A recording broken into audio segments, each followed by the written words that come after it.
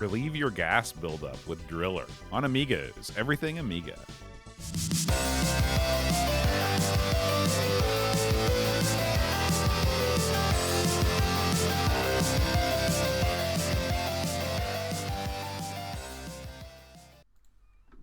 Hi, everybody. Welcome to Amigos. I'm John. And I'm Aaron. And today, Aaron, we're talking about Driller. Yeah, this is Driller. That's right. You know, we're back at it after a month off.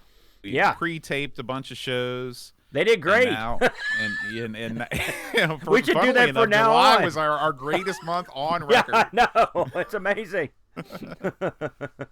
But, you know, let's catch up a little bit. What have you done this past month? Well, let's see here. Of course, we kept the ARG show going, so I did do the ARGs on the weekends, but I did have a lot more time. I went up to the camp a couple times and spent 3 or 4 days up there, 2 separate times. That was a lot of fun. Hung out with the boy a lot, you know, just hang out, doing stuff. Did a lot of work for the folks. My dad got a new outbuilding, so we cleared off property for the outbuilding. Then we installed the outbuilding. Then we filled the outbuilding with crap from his house. Yes, that's what an outbuilding's for. Yeah, we're still in the process of the crap dumping. You know, what sorts of things is this? Where some of those cooling fans are going that Rob bought for the van? Oh yeah, there's cooling fans, boxes of them. If you're interested, get me one of those. Lots of there's a giant robotic Santa Claus that got put in there. It's funny because robotic Santa Claus has been on Mom and Dad's porch for years. And I kept telling him, it's like, you know, it looks weird that you've got a robotic Santa Claus. I mean, he's tall. He's taller than Luke. And, wow. and I'm like, why do you had this robotic Santa Claus on your porch for years? It's weird looking. My dad was like, yeah, okay. And so then he went and got this huge, like, plastic bag and just pulled it over the top of Santa so you can still see Santa through it. It looks like that. It looks like you're trying to kill Santa. So finally, Santa's been put out the pasture and his body's been laid to rest in the outbuilding. But is he going to make an appearance in the Christmas season, or is he just going to stay in the outbuilding? Well, let me tell you something. I ain't carrying him back up to the porch. I'll tell you that right now. You know, but I also caught up on a little TV, which I don't get to watch that much. I watched a bunch of Black Mirrors. I actually watched a couple films, you know, in the house there. I've got Netflix. I never use it, so I watched a couple of movies on there. So, you know, got some stuff done, made some plans. I got some stuff coming up that'll be a lot of fun. Of course, we did wrestling last week, which sort of like culminated our time off in one big extravaganza.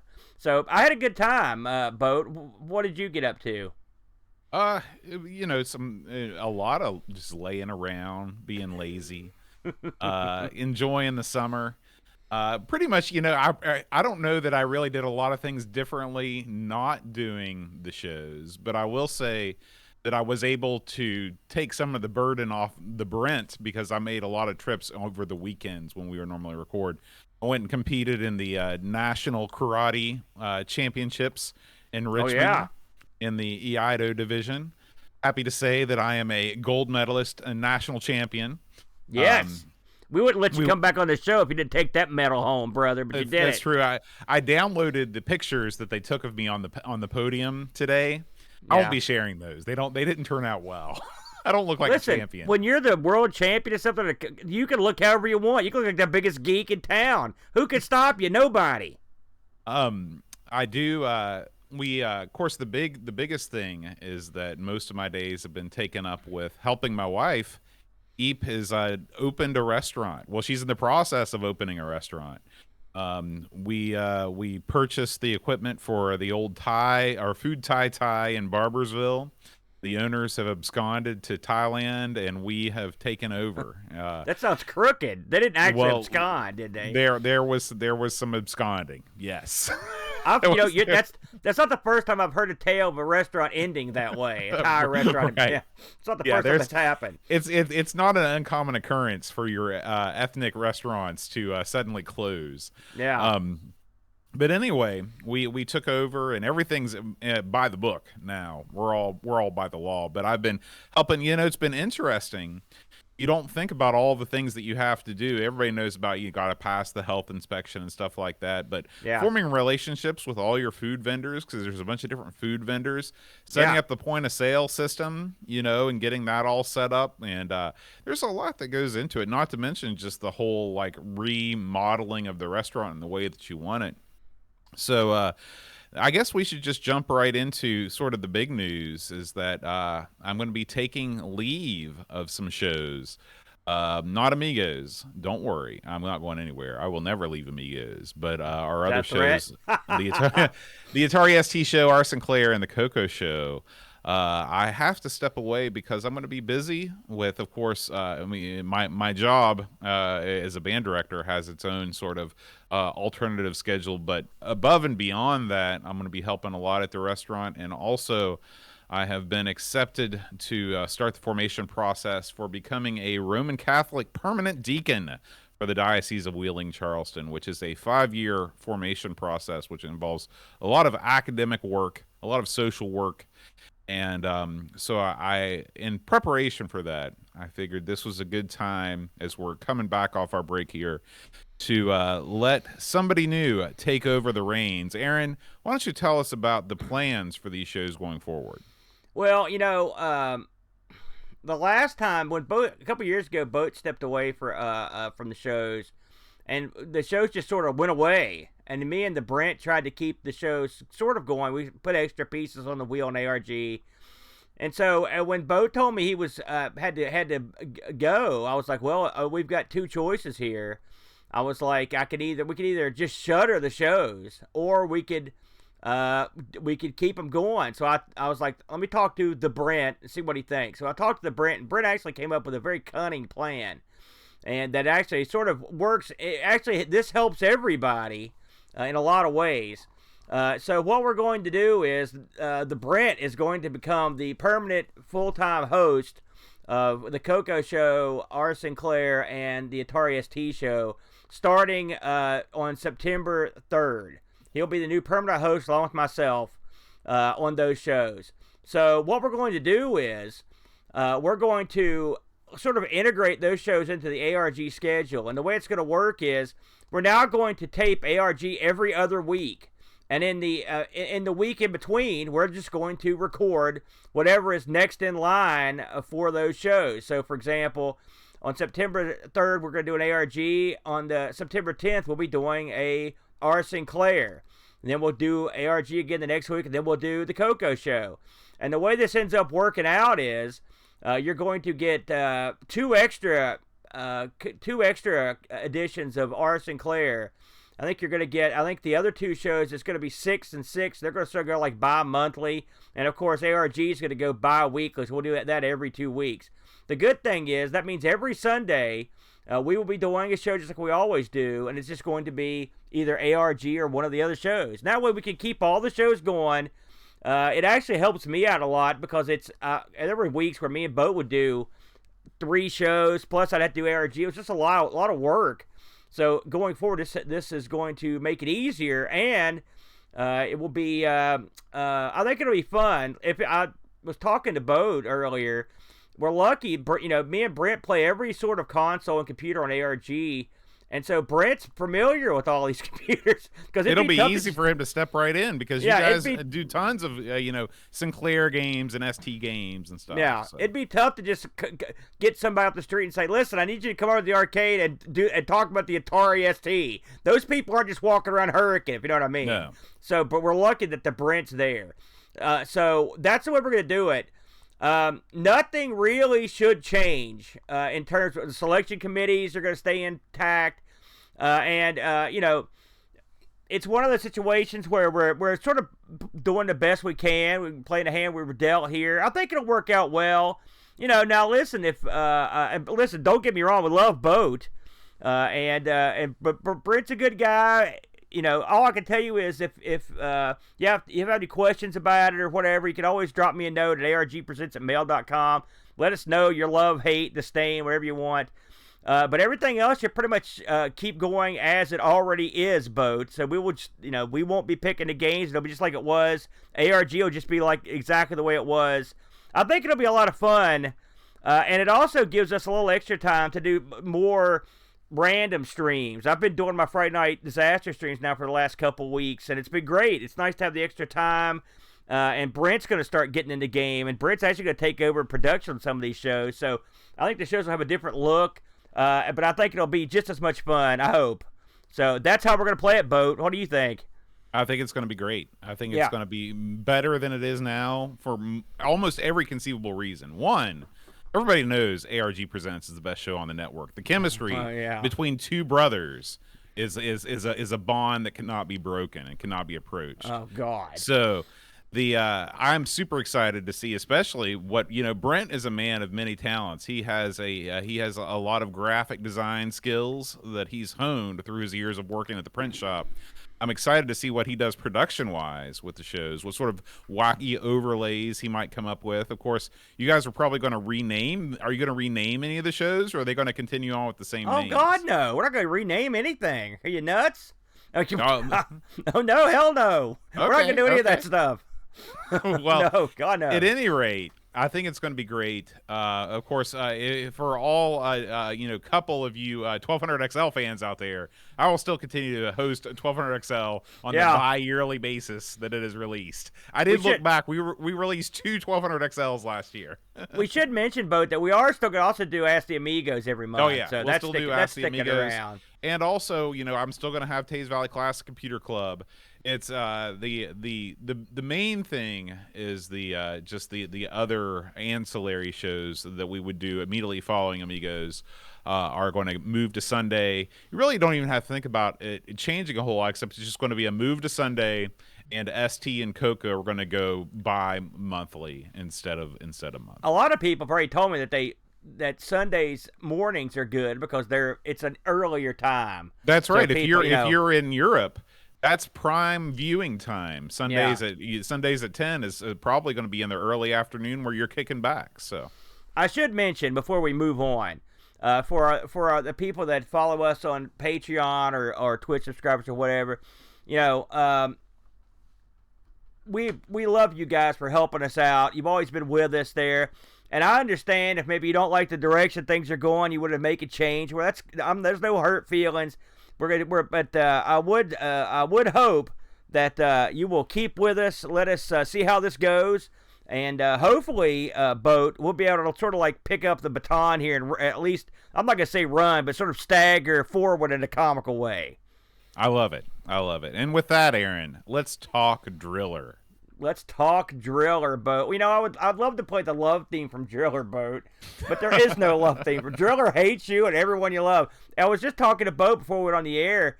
The C64 version just has kind of a really cool theme, but we don't get that theme doesn't appear in the Amiga version of this. So, Boat, it's Driller, or if you're in the States, you may know this as by its other name, Space Station Oblivion, Boat. Now, Aaron, which name speaks to you more? Which one do you think, Boat? It's not Driller, it's Space Station Oblivion. I really feel like Space Station Oblivion at least gives you some idea of what you're in for when you pick up this game. Yeah. Driller, you don't know if it's some sort of a Custer's Revenge sequel. Well, you don't know if it is if it's a mining simulator in the likes of Oil's Well. I was thinking Japanese puzzle game. That's the first thing I thought it's of. It's just like Mr. Driller, right? That's right. So, Driller, published and released in 1988 by MicroStatus, or Status, if you will, who also did the Dark Side Total Eclipse. Now, this was developed, but it's funny. Now, we actually, for once, we're ahead of the curve here, Boat. This was developed by Incentive Software. We talked about them a while back. When we looked at Castle Master, right? Yes. This is another one of the games in that series. They worked on 3D Construction Set 1 and 2, of course, both the Castle Masters, Dark Side, Dragon Slayer, Total Eclipse, and VR Studio 2. So these guys were well versed in this sort of thing. Now they developed a system basically called Freescape. All right, we'll just get into it, the development of this. Freescape was their sort of engine that lets you have solid three-dimensional landscapes that you can, that you can walk around freely. In 2023, you're like, but in 1988, on one of these computers, you're like, whoa, that's a pretty big deal, wouldn't you say, Boat? Listen, in 1988, Yeah. there was nothing else like the Freescape engine. I mean, the only thing that you had sort of that approached it were arcade games that were sort of like Battlezone, where you had vector-like images that would make different objects and stuff. But those were just wireframe. Number one, number two, they were only in the arcade, and number three, they weren't. You didn't have a y-axis. You couldn't look up and look down like you can with the Freescape engine. It is just on the basis of what it does. It's very impressive. You can see why these guys were behind Virtual Reality Studio 2 and 3D Construction Kit. That was their bread and butter. And one would wonder if these were tools that they used in the making of these games. I'd wager they were. I think that's a pretty good assumption, yeah. This was coded up by Paul Gregory, who worked on pretty much all the games we mentioned earlier. And he also worked on I'm scared to play it, but it still exists, Switchblade 2. But he also worked on Venus, the Flytrap. Remember that one? Yeah, that wasn't that bad. Yeah. That was pretty good. He worked on Top Gear 2. So he did some stuff, but he did a lot of stuff with incentive with this engine. The graphics were done by Sean Ellis. Again, same stuff. The aforementioned stuff, Castle Master 1 and 2. I wanted to mention this. I don't normally, but the music on this, such as it is, I'm sure it's buried in there somewhere, Boat. The guy that did it's named Wally Beeben.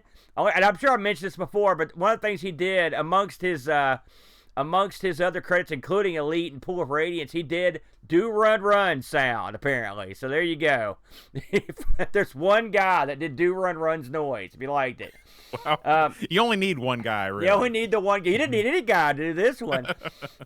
This is an OCS game. Ponder that, if you will. One disc. Another one-disc wonder there, Boat.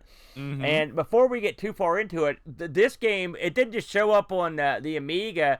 It showed up on a whole host of machines that were much slower and less able than the Amiga, and was a star on a lot of these, including the Amstrad, where it was like highly thought of. Boat, the Atari ST, the C64, where it was also highly thought of, the Enterprise 64, the ZX, so and also DOS. So I mean, you got to think you're pushing this out in the ZX, but I believe Castle Master was out on both those machines too. So yeah, I mean, I think clearly right. The engine he put together, I guess it just run. I mean, as I recall, it would just run a little bit slower. Well, the way I see it is it's sort of a stunt car racer-esque engine where you have the bones of it. It just runs at faster or slower speeds depending on the machine. The people that made this, just to get really precise, was Incentive's in-house development team called Major Developments. That's what they called themselves in there. And the series that this is a part of includes Dark Side, Total Eclipse, Castle Master 1 and 2, and The Crypt. Okay, so there you go. So let's talk about this game, Boat. Before we get into the backstory, which I've got a story about the backstory. When this thing boots up, I mean, we've been around the block, Boat, on Amigas. We've played a lot of games that were sort of like this. How did this strike you when you popped it in, loaded her up? It was exactly like I thought it would be.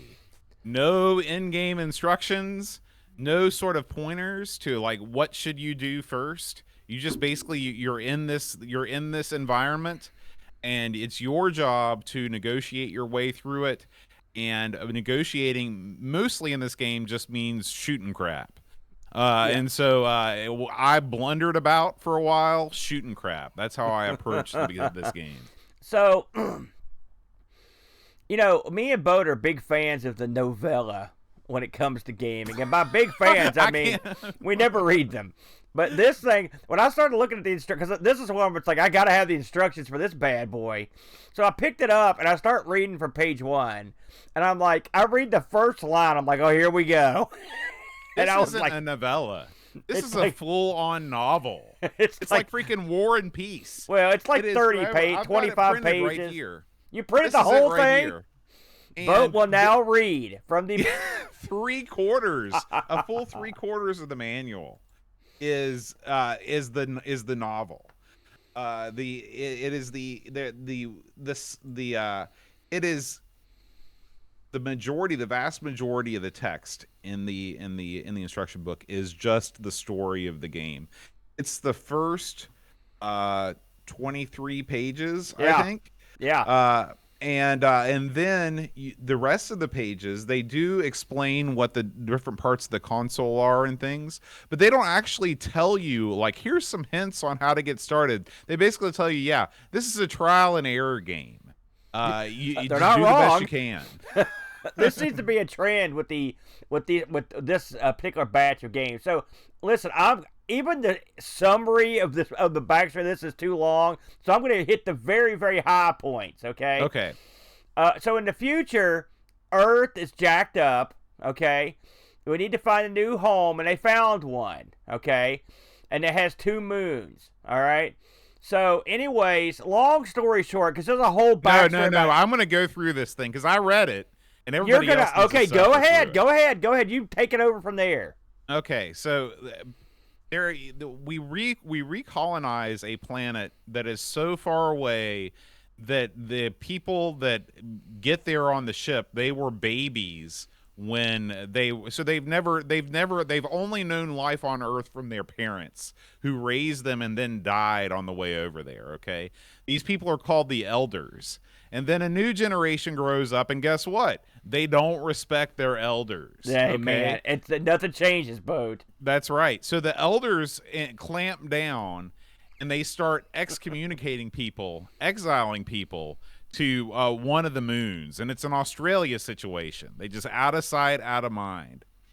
Well, your job is to go on on one of these planets or one of these moons, and you gotta get this gas. This gas is really important. Well, no, it's gonna blow up. It's gonna blow up the planet if you don't drill into it. Right.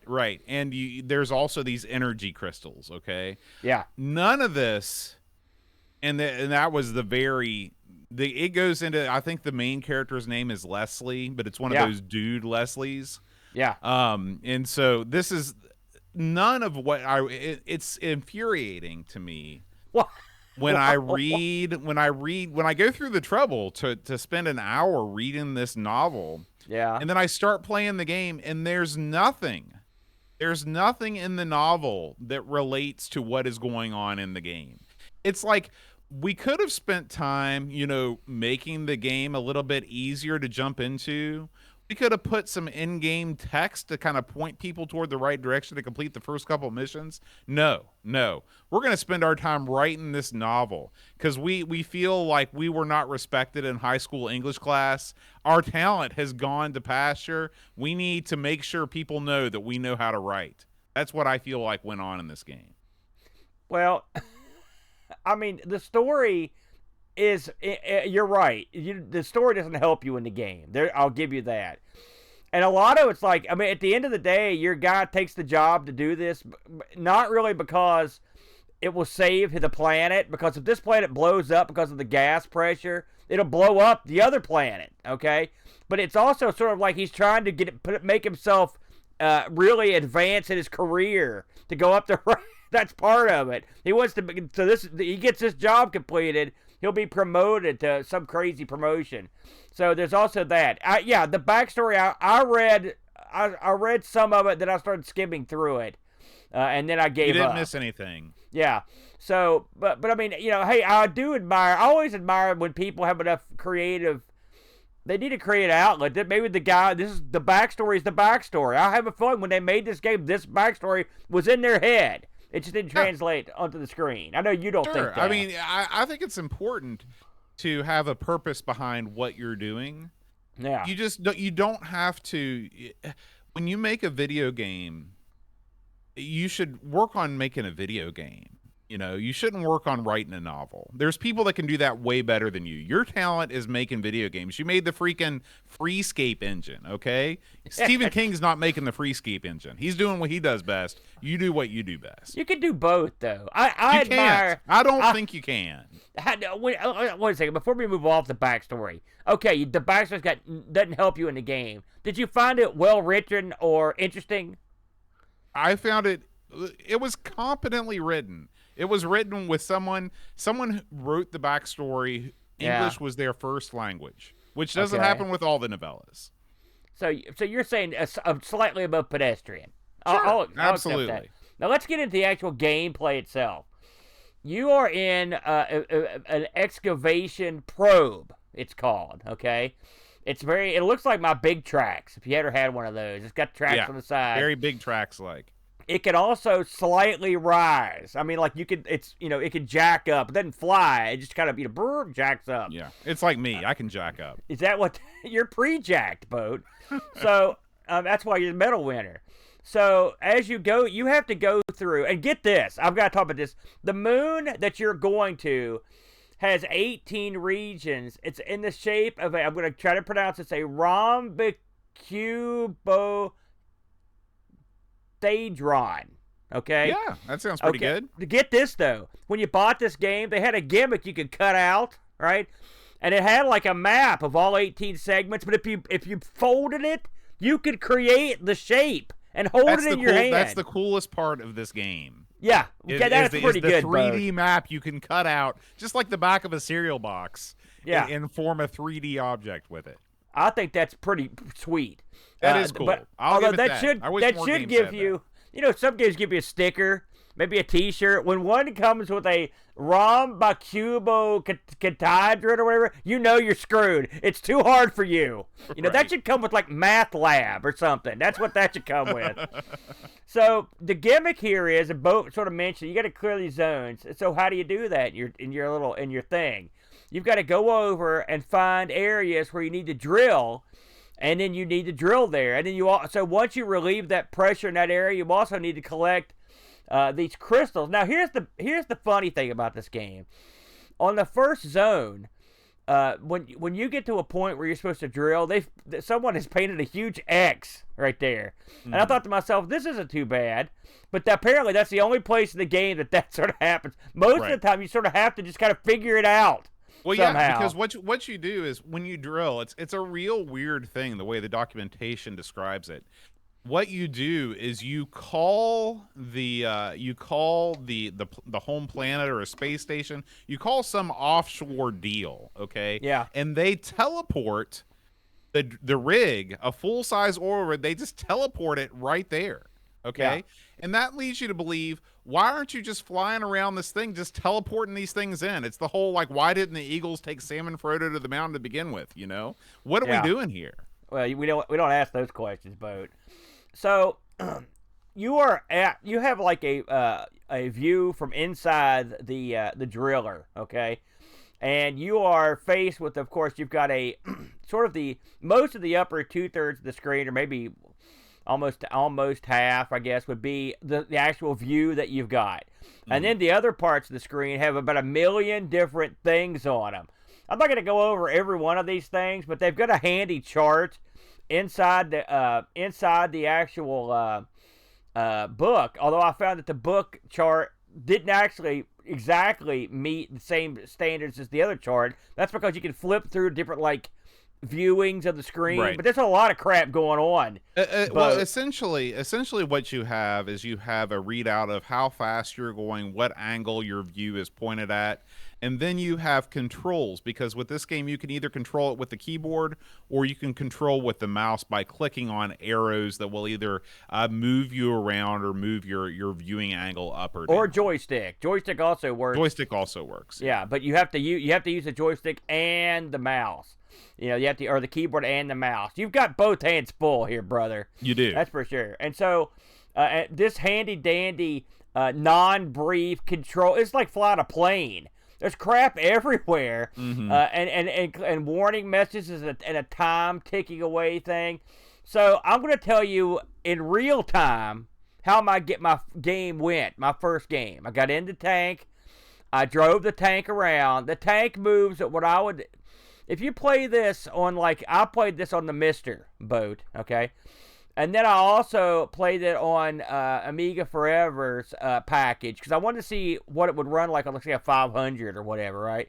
And there's a decided speed difference on the slower machine. Newsflash. Slower machine makes games slower, boat. Mm-hmm. And I would call the movement okay.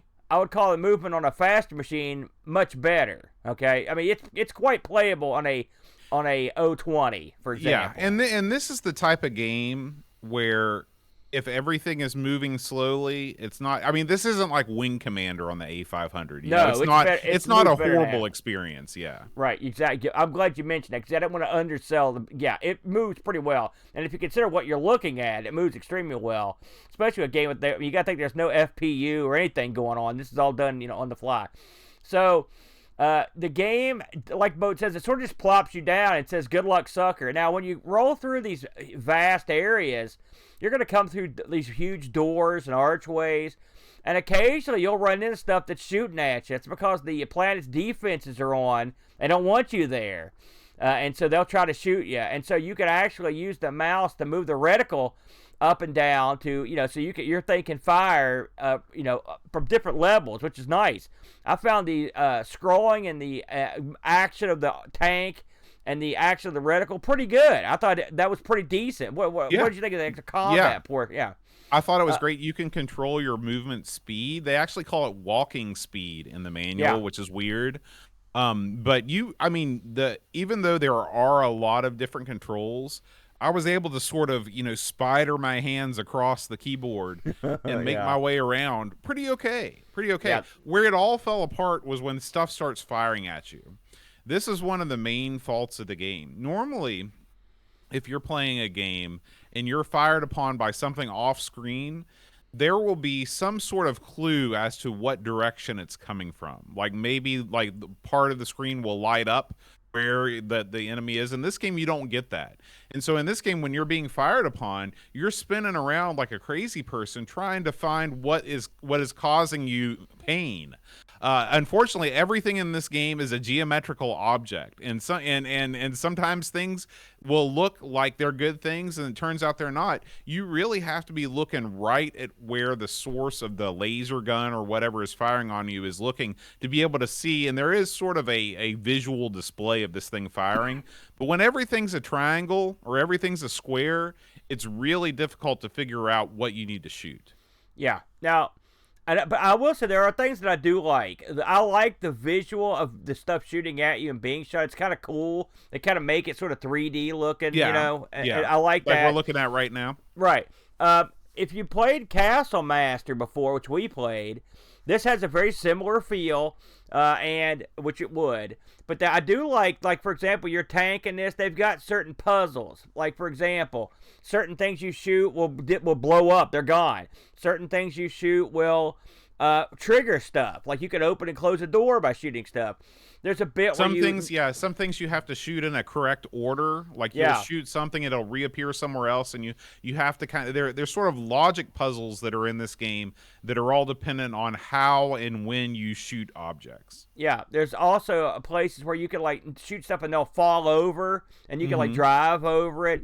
Now, I'm going to be totally upfront and honest here. I played this game. I had plenty of time to play this game this week and sat down with it many times. And I found it to be a very frustrating game. And the reason I was frustrated is because I had no idea what in God's name I was doing. I knew I could put the drill down, but I had all kinds of trouble just navigating through the scenes and figuring out what was happening. You're right. There's a room you go in on the very first level where, like, the second you go in, you're getting shot, and you have like you said, you've got no idea where it's coming from. It's irritating, The landscape in this is sort of bleak. It's not all that difficult to just roll your tank off the edge into oblivion, or get your tank rolling off the edge into like a crevasse or whatever. Game over. Anytime you do that, you're done. I had trouble getting anywhere, Boat, and so when I looked around online to get some help on the Amiga version, there are very few people that have put anything up about this game. We looked on the reviews before we started. There were no takers. This doesn't seem like a game that gets a lot of action in 2023, and I wonder if that's because it's so basic looking. The sad thing is, a game that looks like this, I mean, was a revelation in '88. But I don't know. Maybe you think people have trouble going back to these sorts of games in 2023? Oh, absolutely. Because this game, I mean, there are some games that age well and some games that don't. And this, especially when you think about Castle Master, which was released soon after this game, it improved so many things about this engine. This is almost like a tech demo, you know. Yeah. The concepts behind this game are so simple. I mean, you're essentially shooting things, or you're placing the rig. That's all Yeah. you're doing. There are some things that would have saved this game for me. One is if they would have included an overhead radar type map, where Yes. you could Oh, see like where you Battle were Zone. positioned. Yeah. Yeah. Two is if they would have provided just a little bit more feedback on where exactly you were supposed to place the rig. Yeah. I honestly believe that you just basically have to place the rig in random places until you find the place where it can pick up the most gas.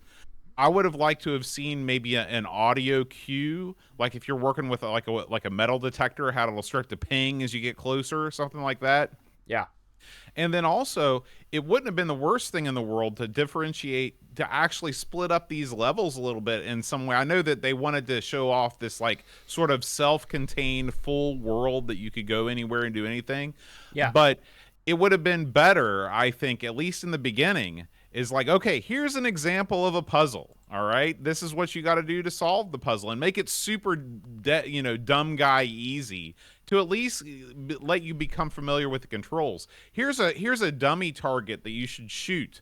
Instead of just having you roll into that room and all of a sudden you're dead because there's something firing on you and you don't even know what it is. Yeah. And these are easy things that they could have done that wouldn't be out of place for 1988. I mean, there were games that had overhead radar in 1988. So, I want to before we roll on to reviews and whatnot, I want to talk about the designer of this, because he obviously did the programming on the Amiga. Because I was looking when I was doing the research for this, according to everything I read, the conversion this was based on the Amstrad and Spectrum versions. All right, so really, this might be one of those instances where they basically that made the game sort of underwhelming on a machine that could have done more. Okay, right. And I think this might be one of those instances. Again, we've got a game that it's sparse. That it have to be this sparse. We've played other games that had a little more to look at and a little more action than this does, and maybe ran a smidge better. The original designer of the whole kit and caboodle was a guy named Ian Andrew Bode. He also was the guy that actually founded. He founded in the Incentive Software Company. That was his baby, and so I think when you look at a game like Driller in 2023, if we were to look at this on like the Amstrad, I mean, when I was looking this over, Amstrad, the trivia for this game, and this game is like named one of the all-time great Amstrad games. It won all kinds of awards and stuff like. And I'm sure on those machines, this was a real eye popper. Well, but on the Amiga, it's not as eye popping to me. And when you're not dazzled by the technique and the technology, then it's not as impressive. Does that make any sense to you? That explanation really clears up a lot, because if this was developed for the Amstrad, just sort of like how Elite was developed for the BBC Micro, then I can definitely understand the shortcomings on the Amiga version a lot more. Yeah. Because it was out in '87 for those machines. This really would have pushed the Amstrad to its limits, and so it's just a shame that when they upscaled it to the 16-bit machines, they didn't really make huge attempts to add any quality of life improvements. Yeah, and just reading when I was looking this over before the show, they mentioned that one of the things that having more memory to play with and whatnot gave them the ability to have more dashboard graphics, more sampled sound, stuff like that, and make it run faster. But I mean, really, what we're looking at is an 8-bit game that's been slightly jacked up for a 16-bit machine. Right. Now, I know this game is sort of beloved by some people, and so I'm not going to kill it. I had trouble getting into it. I had trouble getting anywhere in it. I'm not going to play it again, if I'm honest. But the bones are here to really put something together that could have been fun. We've never looked at Castle Master 2 or any of the other games in the series, and I'm wondering if somewhere down the line, if they had a chance to perfect these and really make them pop, that there might be a real gem amongst the the future games in this series. Well, even just the jump between Driller and Castle Master is vast. Yeah, I mean, it is. Castle Master, you could actually roll around and have some fun. This game, the fun is not really to be had, in my opinion. Yeah, I listen. I'm not gonna disagree with you, Bo. And then just to kind of pound the point home, we took a look at the C64 version of this. The C64 version crushes the Amiga in terms of music. It has some, and it doesn't run as you can tell if you're watching at home. The Amiga version runs at a much better clip, obviously. The C64 version I would call painfully slow. Right? Yeah, well, it's really a frame by frame. It's almost like a dungeon crawl type speed where you're going just scene by scene. There's no illusion of moving around like there is in the Amiga version. But and we've talked about this before on this show. When I was a young Aaron, and if you had laid this game in front of me, it would have blown my mind, because the idea of a free roaming exploration of a 3D world, like, I can't conceive of that. Sure. At that age, I would have been stunned, and the speed wouldn't have been an issue because at that point you could do so much. Absolutely, but, I agree with you 100%. I do like the concept of keeping a planet from blowing up by drilling holes in it to relieve some of the gas tension, and some of that stuff's kind of neat. I think I'd like to have had something a little more, I don't know, I guess just fun. I guess it's just I think the fun factor wasn't there, Bo. Yeah, that's exactly right. Not to belabor the issue. So I looked to see how this did with our, because again, this is very popular in the 8-bits. Not so popular with the readers of Lemon, who just simply gave it a 7, a straight up 7. The people over at Ace gave it a very good score, 963. Amiga format 88. The one gave it a 65 65. Not as popular. That's got to be a re-release review, because I don't think November 88. Okay. November 88, and the average magazine rating 73%. I would say, I would call this more of a, again, this is the kind of game I hate to score. That's why we don't do scores, because it's not fair to give this a score in 2023. Like in 1988, this would have blown my mind. Now it didn't age well, frankly, in 2023. So that's my opinion. But I don't think we got any Discord here. I'm going to have a quick look. No, I don't think we did. Yeah, we did not. I did look this up on eBay to close it down. These are available, Boat. If you want one complete in box, the non-budget release, I saw them go for $25 over in the UK, and the Kicks release, the budget release, was $16. Any parting shots on Driller, Boat? If you want a free roaming adventure in the Freescape engine, you should play any other game except for Driller. Yeah, I mean, if you want to have a cursory glance, but I would probably at least move up to Castle Master. Welcome to Retro Rewind.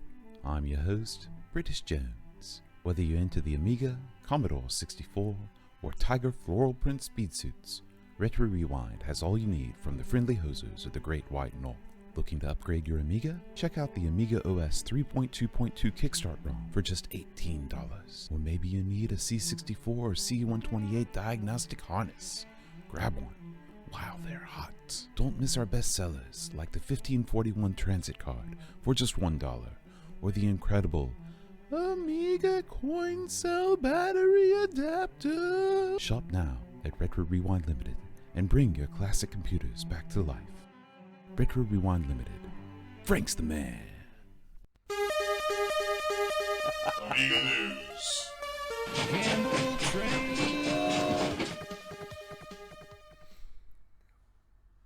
I've missed British Jones. I'm not gonna lie. Aaron, we've been away a long time. We got quite a bit of news to go over here. So we're going to start with a video from our friend Chris Edwards. He's talking about a new piece of hardware. This is the Zulu SCSI RP2040. This is I guess it's some sort of hard drive interface. I believe Uh, this might be a SCSI to like card adapter, if I'm not mistaken. right. Don't I hold think me it's to that. SCSI to SD. It looks like.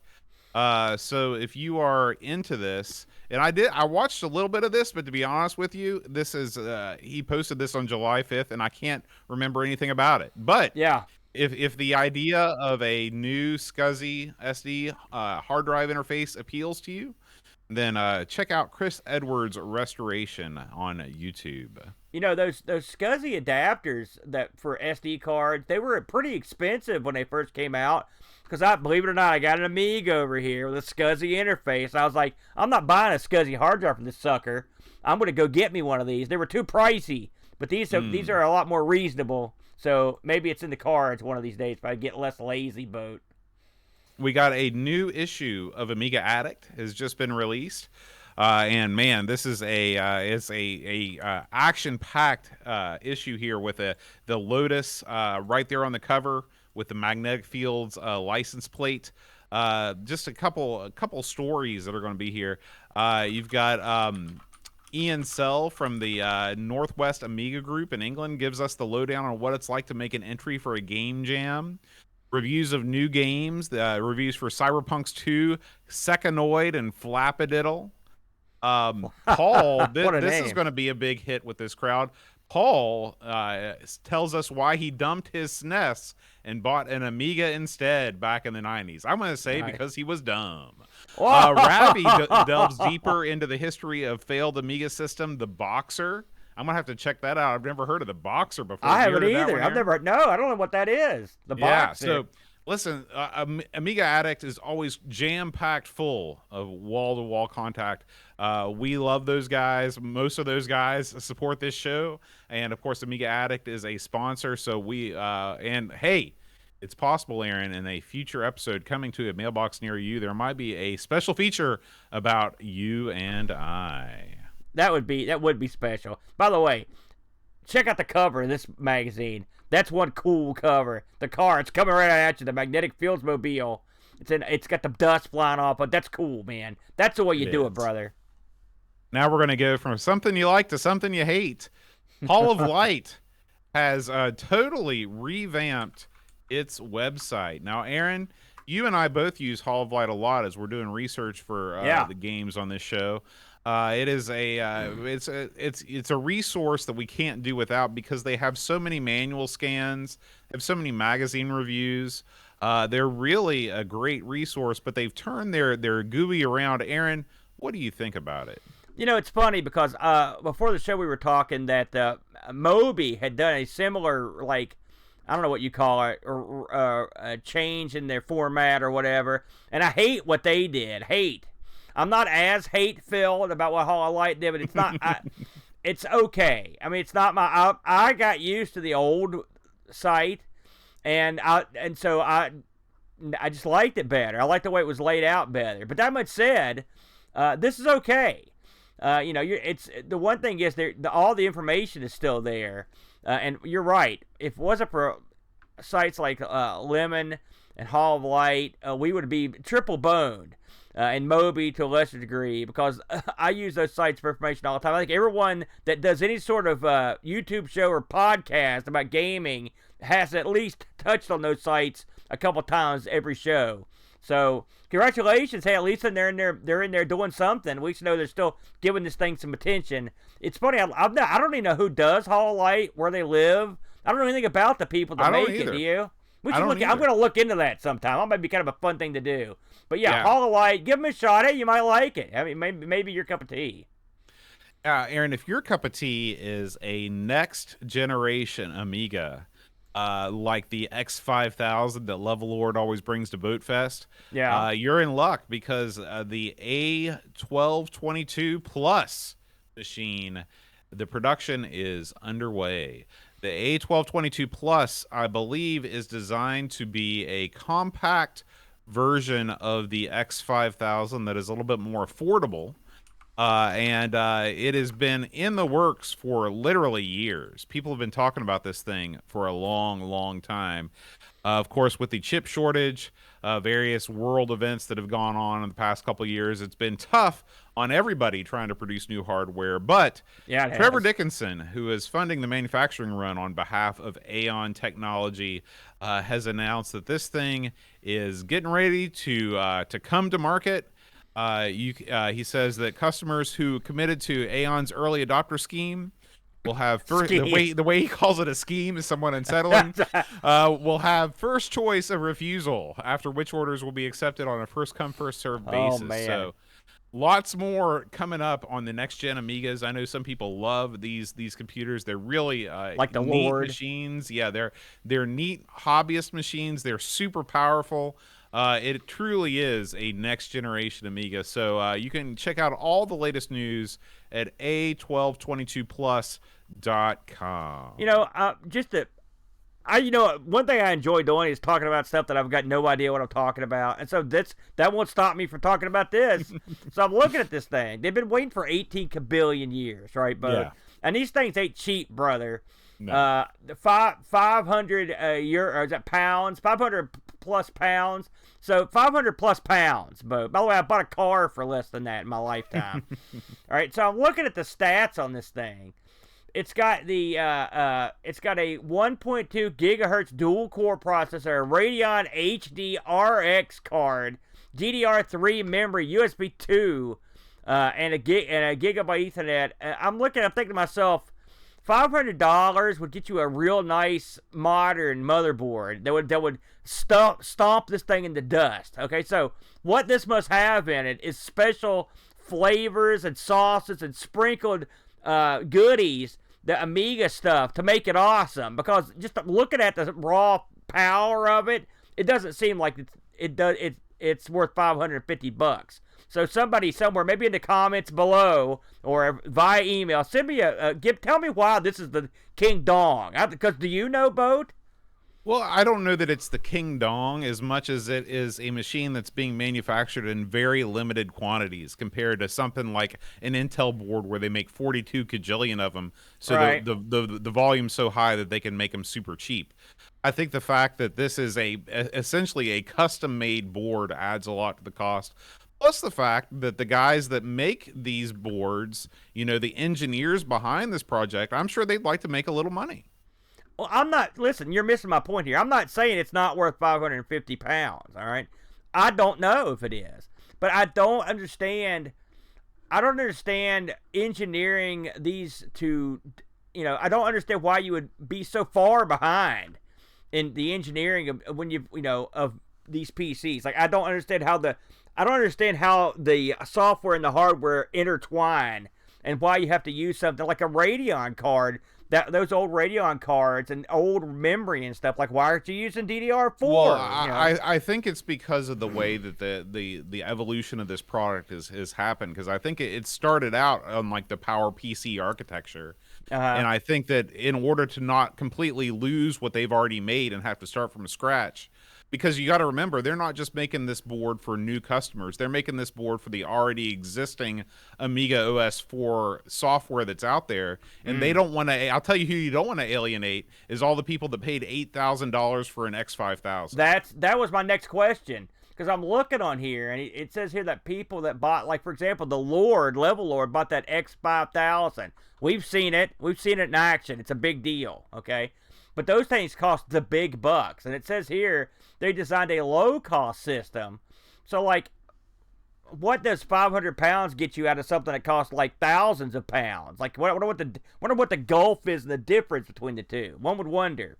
Yeah, that I cannot answer. But we'll never like know I said, any of the hopefully answers. somebody will leave us a comment or let us know on the Discord what's going on. School me. I freely admit that I'm dumb, Bode. No argument here. Hey, take off, you. Guess what, Aaron? WinUAE, the granddaddy of Amiga emulators, has hit a big milestone. UAE 5.0. Yeah. Aaron. I don't use UAE. I don't think you really use UAE. Oh but yeah, UAE, well I mean UAE is the UAE is backbone. it's the backbone. We don't use vanilla UAE. Yeah, I guess that's I right. should say. But it is like you said, it's the backbone of all of the emulators, whether you're using Amiga Forever or whether you're using FSUAE. So what happens here is important. Unfortunately, a lot of the things that have happened here I don't understand or don't apply to me as a gamer. Yeah. But it's worth checking out winuae.net for all of the updates. I guess maybe a big thing, they've got Grease Weasel support now, so you can plug in your Grease Weasel device, and get greasing. So anyway, is that what they call it? That's what they call it when you're in the industry. I want to say something here before we move on about WinUAE boat. Think about, some guy said, here's a thought. Let's emulate the most convoluted, like wackiest, most tinkered with computer in all the land. Let's start from scratch. And someone did it. And lo, it came to pass that they pulled this this cart across the finish line with 5.0. And it's a brilliant project. I want to salute all the people that have ever contributed to WinUAE and made it simple for dummies like me and Boat to experience the Amiga in 2023 without doing the triple Lindy. You'll recall, Boat, in the old days, and it was difficult, to say the least, for me and you to even have a good time with the Amiga before we even had Amigas at the time. And so this thing saved our bacon more than a little, and we appreciate you guys. That's right. All right, Aaron, our next story, this is very early days here, and this comes to us from a photo by Vincent Perkins, who has attended a meeting here.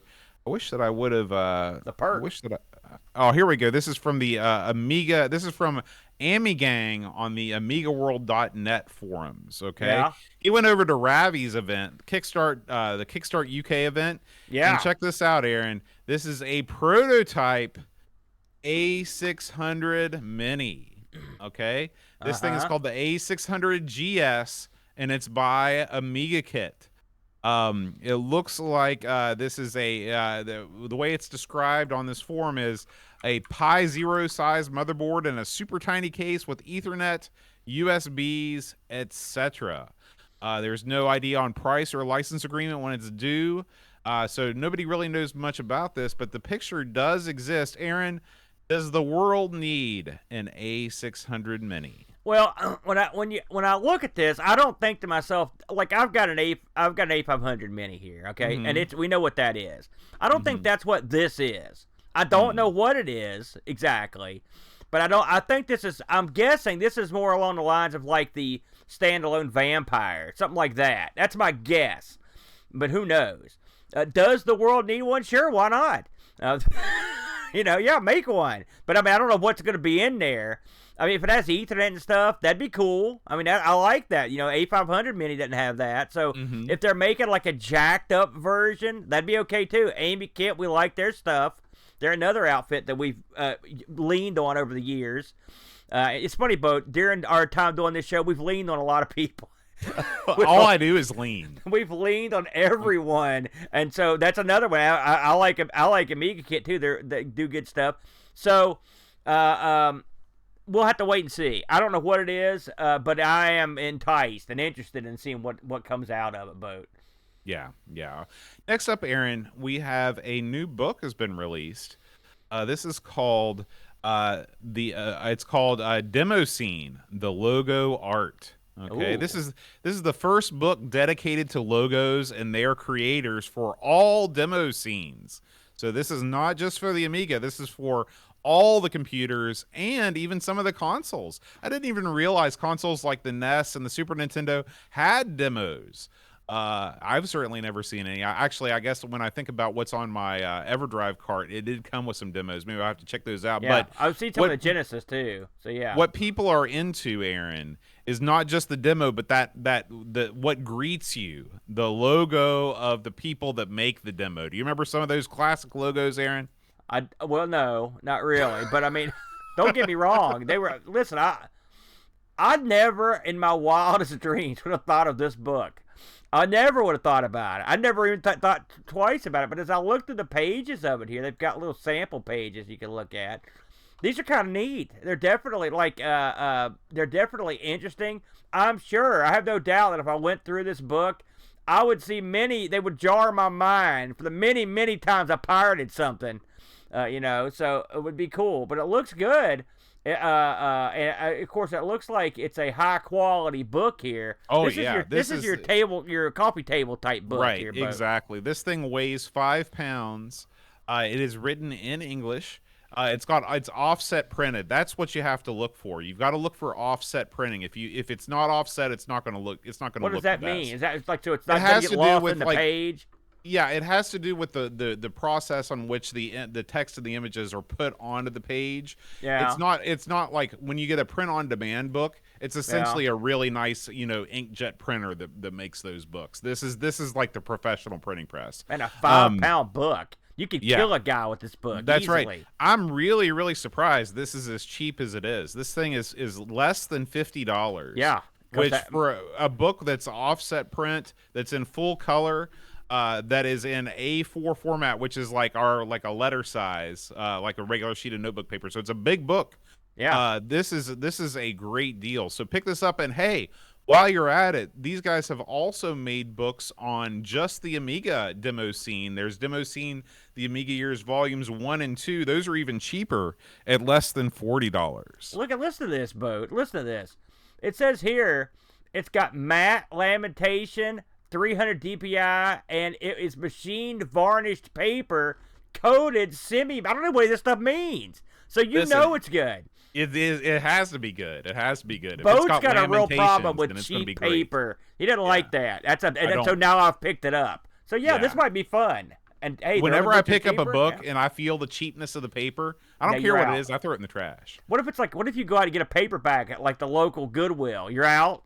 That's toilet paper right there. That's what I use that for. Oh my God! All right, Aaron. We move on to the last story of the week.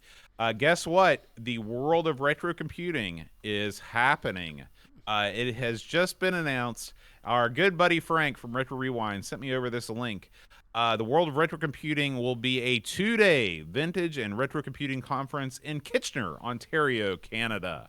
It will include hands-on vintage and retro computer and gaming displays, special guest speakers, vendors, and more.